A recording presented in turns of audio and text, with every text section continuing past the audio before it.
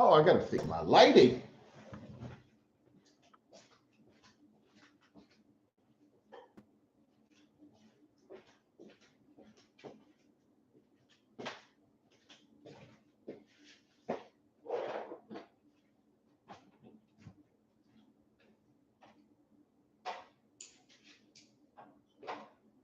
Great. No, this is working. Do I seem any brighter? Oh, wow. Well, I guess we'll kind of go from here. We'll have some mood lighting. Why not? Um, it's more important for me to be on time, trying to do better. Ah, that's a little better. Okay. It is Tuesday, and it is 9 o'clock, and it is history and politics. Everybody is going off on the 100 days of Trump. And this is your perfect opportunity to kick Trump, punch Trump, elbow Elon Musk, talk about what the Democrats would have done, or talk about how the Democrats would have done just as bad. That's kind of the low hanging fruit, so I'm not going to really go there. This is what I want to do.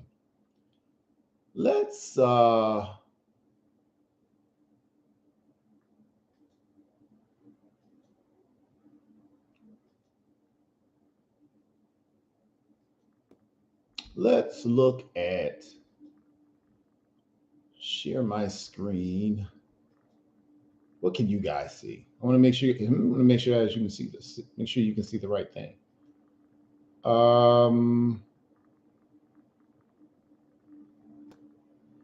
Stop sharing. I'm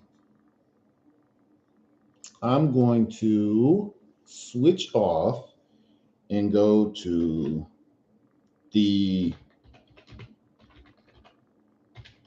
Second Amendment,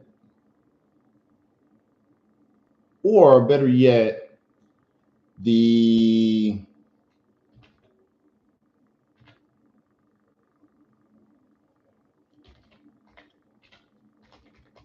Declaration of Independence text.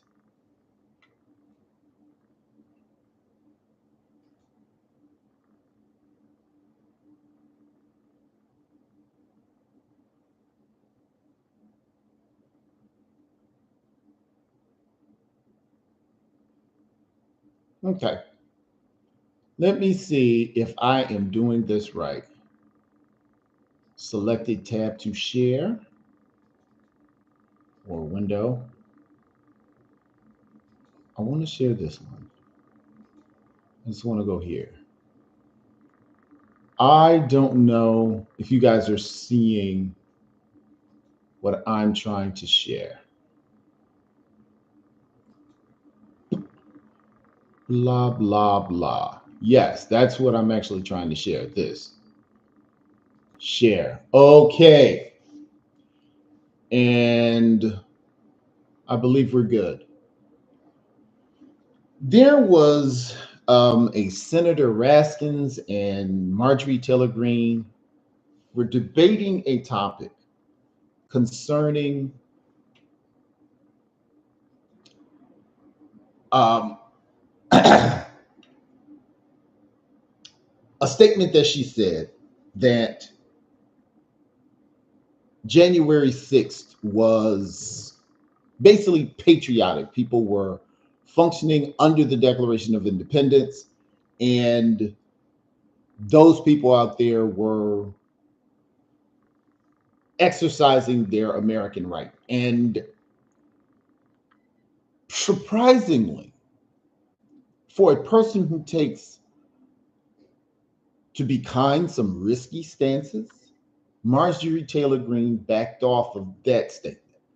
I think because she found it was politically unpopular more so than it being technically correct.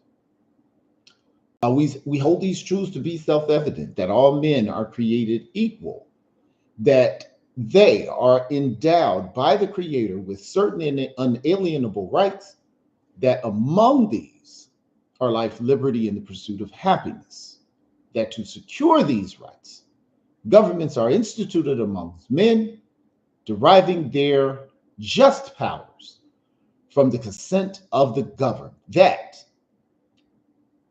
whenever any form of government becomes destructive of these ends, it is the right of the people to alter or abolish it, and to institute a new government, laying its foundation on such principles and organizing its powers in such form as to them shall seem most likely to affect their safety and happiness.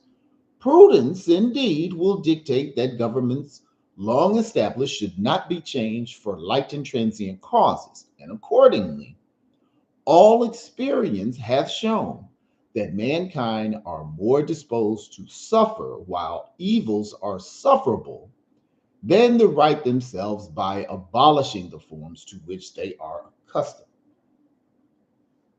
But when a long train of abuses and usurpations pursuing invariably the same object evinces to design to reduce them under absolute despotism, it is their right, it is their duty to throw off such government and to provide new guards for their future security. That is what the Declaration of Independence reads now, today. Okay? How is January 6th not as American as the Civil War? How is it not as American as Black Lives Matter protest? How is it not as American as the George Floyd protests? Protests should not and cannot be acceptable as long as we agree with it. To be honest, I didn't agree with January 6th. But that's the point of a protest. It's supposed to function against the people that agree with it to force discourse. A lot of people did not agree with the civil rights movement. But the Constitution hasn't changed, and it doesn't change whichever side you're on. If you're poor people, if you're rich people, if you're white people, if you're black people, if you're Asian people, if you are people of means, if you people are destitute,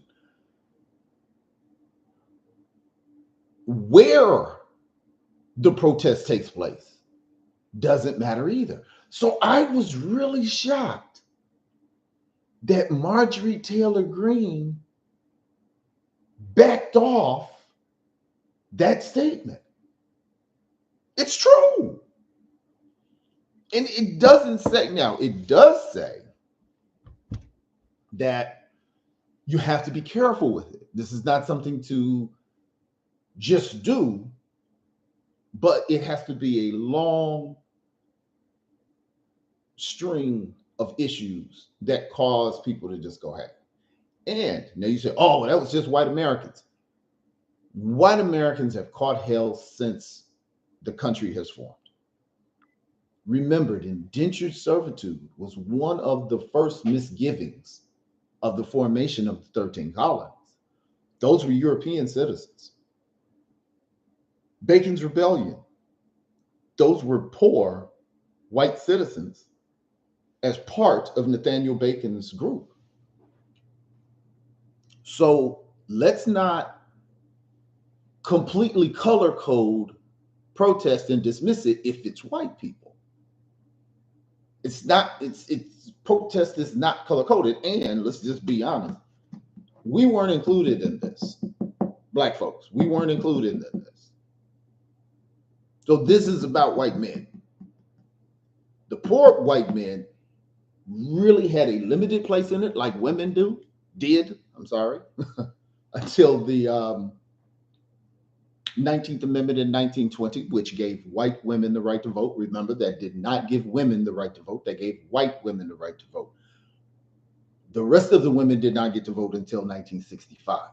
So the whole suffrage movement and feminist movement brought in Ida B. Wells and Sojourner Truth and Harriet Tubman and all of these Black female leaders and voices. And as soon as white women got their right to vote in 1920, they spent the next 45 years protesting against Black women to get their right to vote. But we don't want to move off that. We're on the Second Amendment, not the 14th. Why do I say this doesn't apply to Black folks? Because there is no other group in the history of this country that a law was made to say, oh yeah, that group too. The Reconstruction Amendments, 13th, 14th, and 15th Amendment, that they specifically say Black people get, one, you can't own Black people anymore. Or the judge, it has to go through the courts now. Slavery has to go through the courts. It cannot go through the private sector. That was the first one. Second, that was the 13th Amendment in 1865. In 1868, we had the 14th Amendment. And the 14th Amendment said Black folks got equal protection under the law. What is that? Then it says Black folks can vote. Now, they ignore those for the next 100 years, but that is the unique dynamic about the United States Constitution and everybody else here. So, in talking about the Declaration of Independence, we have to know what it says, and we can't get wild and loose with the what the Declaration of Independence says based on how we feel is appropriate. Now, the Second Amendment is what tends to muddy the waters with January 6th. But guess what? The Second Amendment is a part of the United States Constitution, right? Let's bring up the Second Amendment, because there are actually some Second Amendment legislation coming up right now.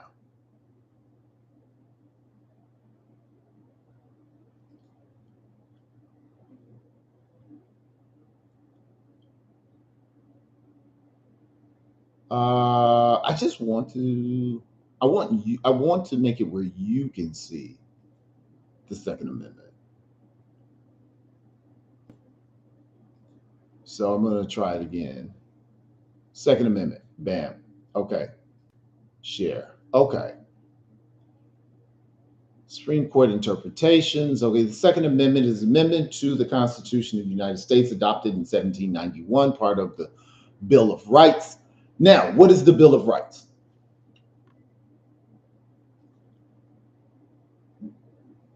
The Constitution came out, just the Constitution, we the people in order to form a more perfect union, that body of writing, right? And when they sent that out, it spoke of only the rights of the federal government. And so the state said, no, we're not signing this. What about our rights? What about the rights of the people? That's when the Bill of Rights was added to it. And then that's when it got ratified. Okay, so that's where the Bill of Rights comes from. All right. And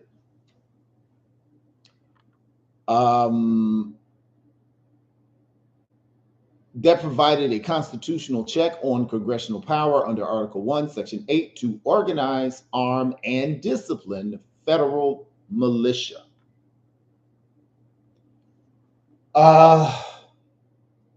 You got to think about when this was written, 1791. This is the very, very beginning of the country. There is no national army. There is no national military. We just got out of out of the Revolutionary War. We're just coming up with our governing documents.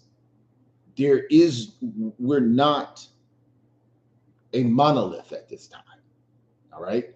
So our military is states creating particular militia to fight where it's needed, right? And eventually we'll grow to have a military, but that's the original thing. Second Amendment reads, a well-regulated militia being necessary to the security of a free state and the right of the people to keep and bear arms. There it is. The right of the people to keep and bear arms. So January 6th is Patriots Day. A lot of people that are against the Second Amendment, now I am not a gun owner. I am not for guns. I'm not necessarily against guns. I really don't have a strong opinion on that. I think I could be swayed either way. Please, any of my MAGA people, sway me. But it is the right of the people to keep and bear arms, not just the militia. Because if I call a militia together and if I don't have a military, I don't have a bank of guns. So when I call everybody together, I usually have guns. So again, the right of the people to keep and bear. Not only do you keep them, but you bear them, you carry them with you. Arms necessary to the security of the free state. I'm sorry, and that shall not be infringed. This refers to modern times as the individual's right to carry and use arms for self-defense. Now, here's the question that we have about January 6th. If you're not carrying the gun for self-defense, and you had no reason to think that you had to defend yourself at the state capitol, why did you have your guns? That's a very good question. And as much as I support the MAGA people going after, their protest, how do we get around that part? Yes, you have the right to have them. Yes, you are to not only keep, but to bear arms. And it is not just for the militia, it is the right of the people.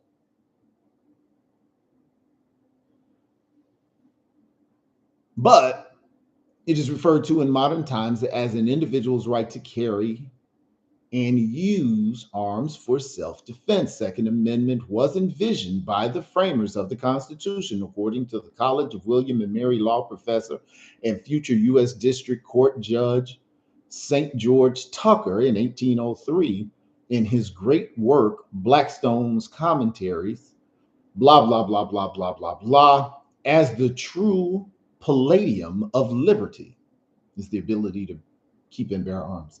In addition to checking federal power, the Second Amendment also provided that state governments with what Luther Martin described as the last coup de grace. This is coup de grace, not coup de grace. That is coup de grace. That is French.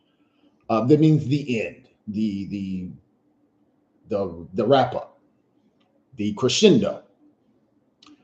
This as the last coup de grace that would enable the states to thwart and oppose the general government. This is the issue that we're having, state rights versus federal rights. We got to remember that at this point, state rights and federal rights were very new. We're talking 1791. So the Second Amendment is saying you have the right to carry guns to defend yourself.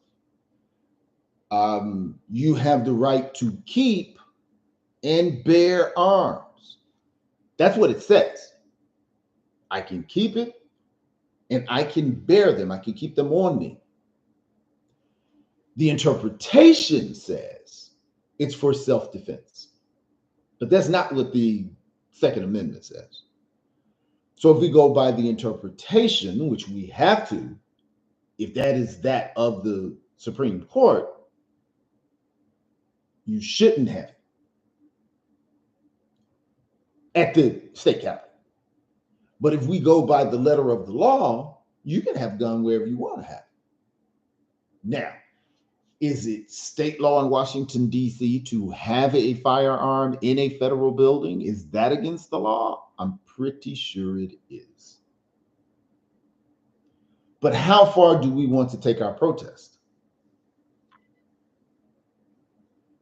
If that is indeed, because in Dr. Martin Luther King Jr.'s autobiography, he was talking about civil disobedience. Let's go. Civil obedience. All right. Civil disobedience. Let's see. What are we talking about with civil disobedience?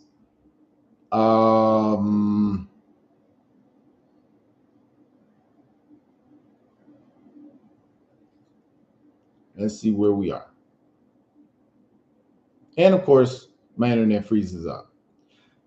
Civil disobedience is the active and professed refusal of a citizen to obey certain laws, demands, or orders or commands of a government or any other authority.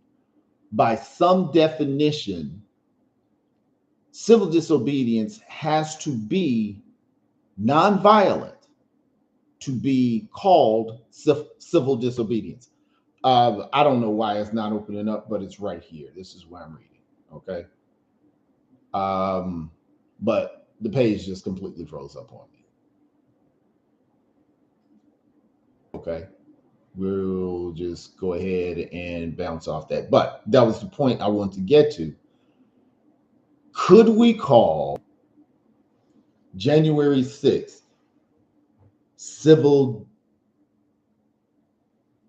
a peaceful protest?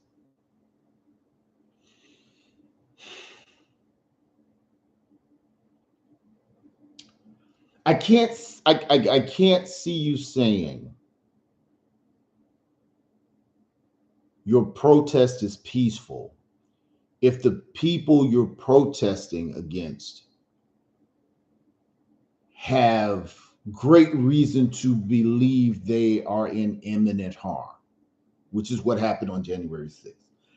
But compared to most historic white-led protests in this country, that was peaceful. Bacon's Rebellion, people died. Civil War, people died. Revolutionary War, people died. We generally do not have what, even when the unions were, mostly white male, their protests were violent. In the early days of U.S. Steel, those were very violent protests, and the regulation of protests were very violent, where they would send in the National Guard to, you know, disrupt it. Our country, our white descent has usually been of a military nature. So we can say that January 6th was as peaceful as we can see historic white descent in this country. Black people are going to sing, they're going to march. We have very few Nat Turner rebellion. We have very few, if you want to count the Haitian, if it's some people count the Caribbean as North America, the Haitian Revolution, Denmark Vesey and Toussaint Louverture. Denmark Vesey was a different one, but his didn't really take off. It was Jean-Jacques Dessalines and Toussaint Louverture in Haiti, and Denmark Vesey, either just before or just after Nat Turner. Though we had slave rebellions constantly, it was not. That is definitely more the exception than the rule. Women's suffrage movement was a peaceful protest by and large. Native Americans are not necessarily peaceful protesters. They have, but they did stand their ground. So I find January 6th a very interesting event. I find January 6th a very American event. I think it's very consistent with our country. It is not any more of an embarrassment than any of the.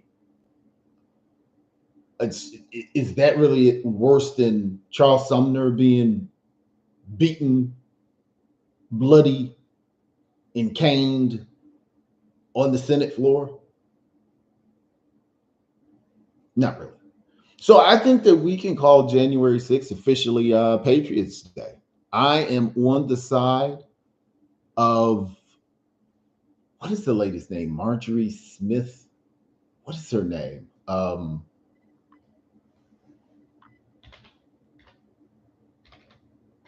Marjorie. Yeah. Marjorie Taylor Greene. That's her name. I'm on the side. I am side MAGA. I'm with you. Marjorie Taylor Greene. I'm with you. January 6th, Patriots Day. Leave your comments, your thoughts, like, share, subscribe. Also, check out Bolt on Car Restoration on YouTube as well.